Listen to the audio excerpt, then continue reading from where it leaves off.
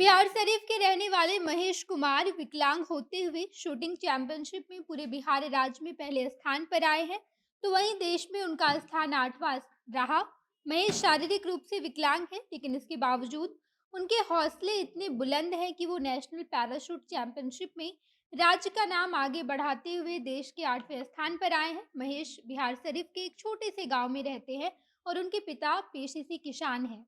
महेश ने पहले कभी भी शूटिंग की ट्रेनिंग नहीं ली थी और उनके पास कोई कोच भी नहीं है, लेकिन इसके बावजूद केवल अपनी मेहनत और हिम्मत की बदौलत उन्होंने राज्य का नाम रोशन किया है। इस वीडियो में सब कुछ हम आपको विस्तार से बताएंगे कि बिहार शरीफ के महेश कुमार एक छोटे से गांव से निकलकर अपनी विकलांगता को हराते हुए देश के 8वें स्थान पर आने का सफर उनका कैसा रहा, सब कुछ आपको विस्तार से बताया जाएगा।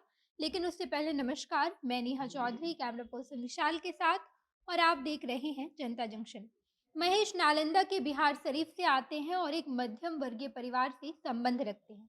उनके पिता खेती-बाड़ी का काम करते हैं और महेश दो भाई और एक बहन है। बहन की शादी हो चुकी है और एक भाई अपनी पढ़ाई कर रहा है। महेश की पढ़ाई लिखाई उनके नानी के घर जमुई से हुई है और बचपन से ही महेश पोलियो के शिकार है।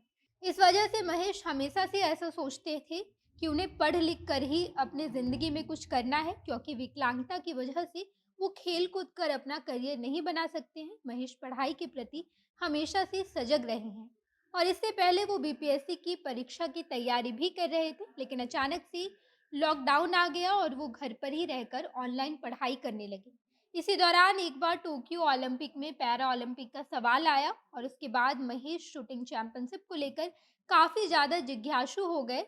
उस वक्त महेश को शूटिंग चैंपियनशिप के बारे में ज़्यादा कुछ पता नहीं था, लेकिन धीरे-धीरे करके उन्होंने सब कुछ पता किया और उसके बाद उन्हें ये पता लगा कि शूटिंग चैंपियनशिप में दिव्यांग भी शामिल हो सकते हैं। जिसके बाद महेश उस वक्त नालंदा के डीएम यशपाल मीणा जी से मुलाकात करते हैं और उसके बाद 2022 में ही वो कल्याण बिगहा में एडमिशन लेकर शूटिंग की प्रैक्टिस शुरू कर देते हैं। महेश ने बताया कि उनके पास कोई कोच भी नहीं था, उन्होंने जो भी प्रैक्टिस की वो खुद से ही की है। जिसके बाद बीते दिन 10 दिनों के लिए मध्य प्रदेश में 10 दिसंबर से लेकर 20 दिसंबर तक शूटिंग टूर्नामेंट चल रहा था, जिसमें महेश शामिल हुए, जहां उन्होंने इतना बेहतरीन प्रदर्शन दिखाया है कि उनका नाम राज्य के पहले स्थान पर आया और पूरे देश में वो 8वें स्थान पर रहे। महेश से जब इस बारे में बातचीत की गई तो उन्होंने बताया कि शूटिंग टूर्नामेंट को लेकर मेरी दिलचस्पी हमेशा से ही थी, लेकिन मैं इस बारे में ज़्यादा कुछ नहीं सोचता था, क्योंकि मुझे नहीं पता था कि विकलांग भी शूटिंग टूर्नामेंट में भाग ले सकते हैं।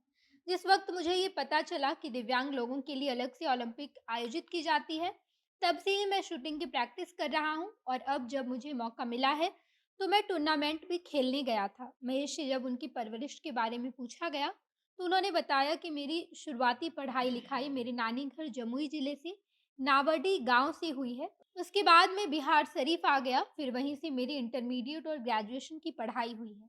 महेश आगे कहते हैं कि इसी साल मैंने अप्रैल महीने में कल्याण बिगहा में एडमिशन लिया था और उसके बाद मैंने अपनी प्रैक्टिस शुरू कर दी, जिसके बाद पहले ही मौके में मैंने टूर्नामेंट में भाग लिया और अब बिहार राज्य का नाम देश के 8वें स्थान पर है। इस टूर्नामेंट में मैंने अच्छा प्रदर्शन दिखाया है। अब मैं 2024 में होने वाले पैरा ओलंपिक में भी भाग लूंगा। उसके बाद मैं पेरिस जाकर पैरा ओलंपिक खेलूंगा। महेश आगे कहते हैं कि ट्रेनिंग के दौरान मैंने आर्मी और पैरा मिलिट्री के साथ भी खेला है। मैंने इसी तरह अपनी प्रैक्टिस पूरी की। मुझे कोच की सुविधा नहीं दी गई थी, लेकिन अब मैं सरकार से मदद मांगना चाहता हूँ कि मुझे एक कोच मिल जाए तो मैं पैरा ओलंपिक में देश के लिए गोल्ड मेडल लाने की कोशिश करूंगा।